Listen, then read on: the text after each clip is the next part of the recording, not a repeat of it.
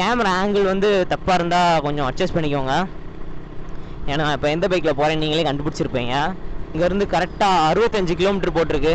So நம்ம மணி இப்போ எத்தனைனா மணி 9:30 ஆகுது. ஓகே, நான் அவுட்டோரில் போனதுக்கப்புறம் கண்டினியூ பண்ணுறேன்.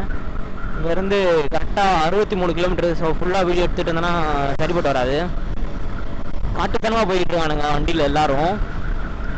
ஸோ கோயம்புத்தூர் ஜஸ்ட் 25 கிலோமீட்டர் தாங்க இங்கேருந்து. பொள்ளாச்சிலேருந்து ஒரு 30 கிலோமீட்டர் கரெக்டாக கோயம்புத்தூர். இப்போ நாங்கள் கோயம்புத்தூர் உள்ளக்கெல்லாம் போக போகிறதில்ல. சிவன் டெம்பிளுக்கு ஃபஸ்ட் டைம் போகிறேன் நான். நிறையா ஸ்டேட்டஸில் பார்த்துருக்குறேன், ஆனால் போனது கிடையாது ஒன் டைம் கூட. ஸோ ஃபஸ்ட் டைம் நான் அந்த இதுக்கு போகிறேன். அதுவும் இல்லாமல் கேடிஎம்மில் பாப்பையில். ஸோ ஆங்கிள் வந்து கரெக்டாக இருக்கும்னு நினைக்கிறேன். எனக்கு சரியாக தெரில ஆங்கிள் எப்படி இருக்க போகுது அப்படின்ட்டு. ஸோ அட்ஜஸ்ட் பண்ணி பாருங்கள். ஆங்கிள் ஓகேவாக தான் இருக்கும்னு நினைக்கிறேன். ஏன்னா ரொம்ப டவுன் பொசிஷனில் இருக்கிறதுனால கேமரா ரொம்ப தூக்கி வச்சுருக்கிறேன். நான் ரிவ்யூ பண்ணலான் இருக்கிறேன். ஃபஸ்ட்டு நான் சொன்னது வந்து வீடியோ ஸ்டார்டிங்லாம் சொல்லியிருப்பேன், இப்படி ரிவ்யூலாம் பண்ண மாட்டேன், சும்மா ஒன்லி மோட்டோ விளாக் மட்டும் தான் பண்ணலாம்னு நினச்சிட்டு இருந்தேன். ஸோ மோட்டோ விளாக் பண்ணுறது வந்து கொஞ்சம் எக்ஸ்பென்சிவான விஷயம். ஸோ நம்ம ஒரு ரைடு போயிட்டு வந்தாலே 5K 6K கிட்ட செலவாயிரும். நம்ம மோட்டோ விளாக்ங்கிறது வந்து மந்த்லி ஒரு 2 ரைடு போகலாம், அதான் கரெக்டாக இருக்கும். நம்ம அடிக்கடி ரைட் போனோன்னா கட்டுப்படி ஆகாது. ஸோ ரிவ்யூலாம் பண்ணலான் இருக்கிறேன் ஒரு சில பைக்கை. நான் ஒரு பைக்கு இந்த ஜாவா பழைய ஜாவா ஒன்று 1970 மாடல், அந்த ஜாவா பார்த்து வச்சுருக்கிறேன். ரிவ்யூ கேட்க சொல்லியிருக்கிறேன் ஃப்ரெண்டா. அவன் பின்னாடி வரித்தனமாக ஒரு பைக் வந்துக்கிட்டு இருக்கு, என்எஸ் புல்லிங்கோ. So Pollachi to Coimbatore road வந்து புதுசாக போட்டிருக்காங்கன்னு நினைக்கிறேன். ரோடு ரொம்ப ஸ்மூத்தாக இருக்குது, பேட்சே இல்லை. பாருங்கள், செம்மையாக ஒரு பிரிட்ஜ் இருக்குது. அந்த பிரிட்ஜுக்கு சைடு நடுவில் ஒரு கம்பி போதா அந்த பக்கம், அதில் ஏற்றிடுவான் வண்டியை. கிளைமேட்டு வெயில் அடிக்க ஆரம்பிக்குது, ஆனால் சில்னஸ் தெரியுது லைட்டாக. இந்த கோயம்புத்தூர்னாலே அந்த சில்னஸ் தான். அண்ட் கோயம்புத்தூரில் என்ன ஃபேமஸ் அப்படின்ட்டு எனக்கு தெரியல. ஸோ கோயம்புத்தூர்காரங்க யாராவது இந்த வீடியோ பார்த்தீங்கன்னா கமெண்ட் பண்ணுங்கள், உங்கள் ஊரில் என்ன ஃபேமஸ் அப்படின்ட்டு பார்த்து தெரிஞ்சுக்கோங்க. நான் அந்த கமெண்ட்டை பின் பண்ணி வைக்கிறேன். ஆனால் எனக்கு தெரியல, நான் ஃபஸ்ட் டைம் கோயம்புத்தூர் வரதுனால எனக்கு தெரியல. எங்கள் ஊர் ஸ்லாங் வந்து ரொம்ப டிஃப்ரெண்ட்டாக இருக்கும். தூத்துக்குடி மாதிரி இருக்காது, மதுரை மாதிரி இருக்காது. லைட்டாக மதுரையோட டச் வரும் எங்களோட ஸ்லாங்கில். இந்த வந்துட்டாங்க போயிட்டாங்கன்னு சொல்லுவோம் நாங்கள் மோஸ்ட்லி. நான் வெளியில் வரதுனால தான் இந்த கொஞ்சம் டீசெண்டாக பேசுவோம் அப்படிங்கிறதுக்காக தான் வந்துட்டாங்க போயிட்டாங்க அப்படின்னு சொல்லிக்கிட்டு இருக்கிறேன். மற்றபடி நான் எங்கள் ஊர்லாம் வந்துட்டாங்க போயிட்டாங்கன்னு தான் பேசிகிட்டு இருப்பேன். ஆனால் அந்த இதெல்லாம் நான் விளாகில் பேசினா உங்களுக்கு கொஞ்சம் டிஃப்ரெண்ட்டாக இருக்கும், நல்லா தான் இருக்கும் கேட்குறதுக்கு. ஸோ நான் அதை இனிமேல் ட்ரை பண்ணுறேன். ஊட்டி ஒரு 120 கிலோமீட்டர் கிட்ட தான் இருக்கும்னு நினைக்கிறேன். ஊட்டி கூட போகலாம், ஆனால் எனக்கு இந்த மைக் வேறு இஷ்யூ இருக்கா. நான் எப்படி எடிட் பண்ண போகிறேன்னு தெரியல. ஒரு சாம்பிளுக்காக ஒன்று எடிட் பண்ணணும் நான். ஸோ எடிட் பண்ணதுக்கப்புறம் அது கரெக்டாக வந்துச்சுன்னா நம்ம ஊட்டி அந்த மாதிரி போகலாம். ஏன்னா அதுவும் நம்ம இப்போ பட்ஜெட் வேறு ரொம்ப கம்மியாக இருக்குது. போய் அவனு வீட்டுக்கு சுற்றிட்டே இருக்கிறேன் பைக்கில். ஆனால் இதுக்கு முன்னாடி ரைட் போனேன்னா ஒரு 2 நாளே டயர்டாகிடுவேன். ஒரு 200-300 கிலோமீட்டர் ஒரு நாளே டயர்டாகிடுவேன். ஆனால் எனக்கு இந்த டயர்னஸ் தெரில, 2 நாள் டயர்னஸ் தெரில. ஆனால் இன்றைக்கி லைட்டாக தெரியுது. ஏன் அப்படின்னா நேற்று ஒரு முறைட்டு ஆஃப் ரோடிங் பண்ணோம். ஸோ அந்த ஆஃப் ரோடிங் போனதுனால எனக்கு கொஞ்சம் உடம்பு பெயினாக இருக்குது, மற்றபடி ஒன்றும் இல்லை. அதுவும் இல்லாமல் அந்த கேடிஎம்மில் வந்து இந்த இடத்துல தான் ப்ரெஷர் வரும்.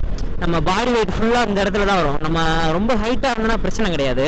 நான் ரொம்ப ஷார்ட்டுங்கிறதுனால இந்த இடத்துல கரெக்டாக இந்த இடத்துல தான் ஃபுல் பாடி வெயிட்டே நம்ம போடுற மாதிரி இருக்கும். ஸோ அது கொஞ்சம் பெயினாக இருக்குது. க்ளவுஸ் போட்டால் சரியாக போயிடும்.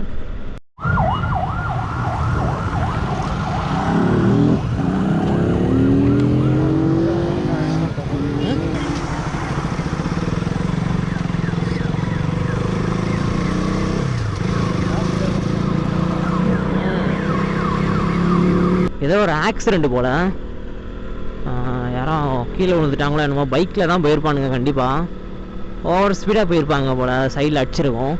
ஸ்ரீனி ப்ரோ வந்து நிறையா கிளாம்ப்லாம் மாட்டியிருக்கிறாரு. அது கோப்ரோ மாட்டுறதுக்கான நிறையா இதெல்லாம் மாட்டி வச்சுருக்கிறாரு அவர் ஒரு பைக்கில். ஸோ நீங்கள் இப்போ பார்த்துக்கிட்டு இருப்பீங்க ஃப்ரண்ட் வியூவில். ஸோ இந்த வியூ வேறு லெவலில் இருக்கும்னு நினைக்கிறேன். சூப்பர் வியூவில் தான் வச்சுருக்கிறேன். நல்லாயிருக்கும் இந்த வியூ கண்டிப்பாக. ஸோ நிறையா இது மாட்டி வச்சுருக்கிறாரு. ஸோ நம்ம சினிமேட்டிக் ஷாட்ஸ்லாம் எடுக்கலாம் கண்டிப்பாக நிறையா.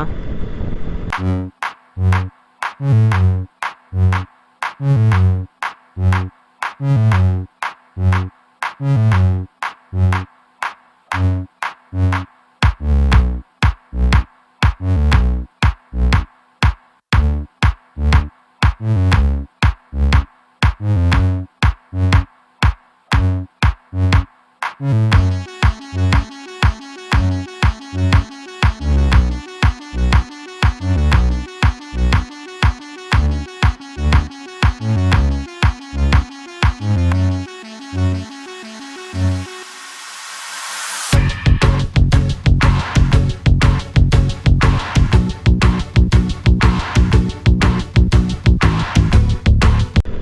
இங்கே பாருங்கள் கப்பல். என்னடா கப்பலை தூக்கி நடு ரோட்டில் நிப்பாட்டி வச்சுருக்கிறீங்க. ஸோ ரோடு கொஞ்சம் மோசமாக தான் இருக்குது. ஹைவேலேயே போயிருந்தா கூட நல்லா இருந்திருக்கும். ஸோ போடிப்பாளையம்ங்கிறது வந்து இங்கேருந்து 2 கிலோமீட்டரு. ஸோ போடிப்பாளையத்தை தாண்டி தான் போகிறோம் நாங்கள். கிளைமேட் அதே மாதிரி தான் இருக்குது. மணி என்ன 10 ஆகுது, இன்னும் கிளைமேட்டு அந்த சில்னஸ் தெரியுது. சீட்டை பொறுத்தளவுக்கு ஓகே தான். என்னோடய சீட்டை கம்பேர் பண்ணும்போது ரைடர் சீட்டு கொஞ்சம் கம்ஃபர்டபுளாக இருக்குது. ஆனால் பில்லியன் சீட்டு கேடிஎம் சொல்லவே தேவையில்லை, எப்படி இருக்குன்ட்டு உங்களுக்கே தெரியும். ஃபுல்லாக பின்னாடி டைல்ஸ்களை போட்டு ஒட்டி வச்சுருக்கிறானுங்க. எப்படியா ரகு ப்ரோ சென்னையிலேருந்து வந்தாருன்னு தெரியல. இந்த ஹோட்டலாம் சாப்பிட போகிறோம். லுக்கு செம்மையாக இருக்குது வண்டி, நல்லா கால் எட்டுது. ஓகே, நான் சாப்பிட்டதுக்கப்புறம் கம்மி பண்ணுறேன் வீடு. ஸோ இந்த ஹோட்டல் தான் சாப்பிட்டோம். ஓகே, அவ்வளோதான், சலோ ஸ்டார்ட். சாப்பிட்டு கிளம்பியாச்சு. ஃபுட்டு சூப்பராக இருந்துச்சு. இங்கேருந்து கரெக்டாக 37 கிலோமீட்டர் தானா, அதுக்குள்ளே வந்துட்டோமா நாங்கள். ரொம்ப லாங்காக இருந்த மாதிரி இருந்தது. 67 கிலோமீட்டர் போட்டிருந்தது. ஸோ இப்போ ரொம்ப பக்கத்தில் வந்துட்டோம். 36 கிலோமீட்டர் தான். ஸோ இதுக்கு முன்னாடிலாம் 20 கிலோமீட்டர் போனாலே ஐயோ இன்னும் 20 கிலோமீட்டர் இருக்கா, 30 கிலோமீட்டர் இருக்கா அப்படின்னு ஷாக் ஆகிடுவோம். ஸோ இங்கே வந்து பாலக்காடு 42 கிலோமீட்டர் தான். பாலக்காடு ரொம்ப பக்கத்தில் தான். இந்த வண்டியில் இன்னும் இந்த கியர் ரேஷியோ வந்ததில் எனக்கு தெரியல. 200 என்ன பவராக இருக்குது, 390னா அவ்வளோதான். 22 கிலோமீட்டர் தான் இருக்குது. ஸோ ரோடு ரொம்ப மோசமாக இருக்குது. அதுவும் இல்லாமல் ஓட்டுறவங்களும் ரொம்ப மோசமாக ஓட்டுறதுனால ரொம்ப ஸ்லோவாக பொறுமையாக தான் போயிட்டு இருக்கிறேன். ஸ்பீடாகவே போகலை நான். ஸோ கைஸ் ஃபைனலி இந்த இடத்துக்கு வந்தாச்சு. டோக்கன் வாங்கணும்னு நினைக்கிறேன். டோக்கன் எவ்வளோ?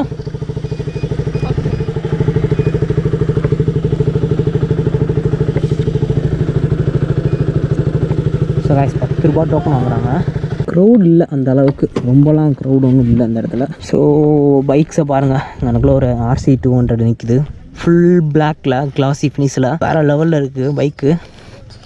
அதுக்கப்புறம் ஒரு ஹிமாலயன், 2 ஹிமாலயன் நிற்கிது. ஸோ இங்கே பாருங்கள், பாகுபலி மாடலாக நின்றுக்கிட்டு இருக்கு. அதில் என்ட்ரி ஃபீஸ் எதுவுமே கேட்கல. ஸ்டார்டிங்கில் மட்டும் பைக் 10 ரூபா கேட்குறாங்க. ஸோ இங்கெல்லாம் எதுவுமே கேட்கல. சும்மா நீங்கள் மொபைல் நம்பர் மஸ்ட்டு, ஏன்னா ஒரு மெசேஜ் அனுப்புகிறாங்க, அந்த மெசேஜை காமிச்சா தான் உள்ளே கொடுறாங்க.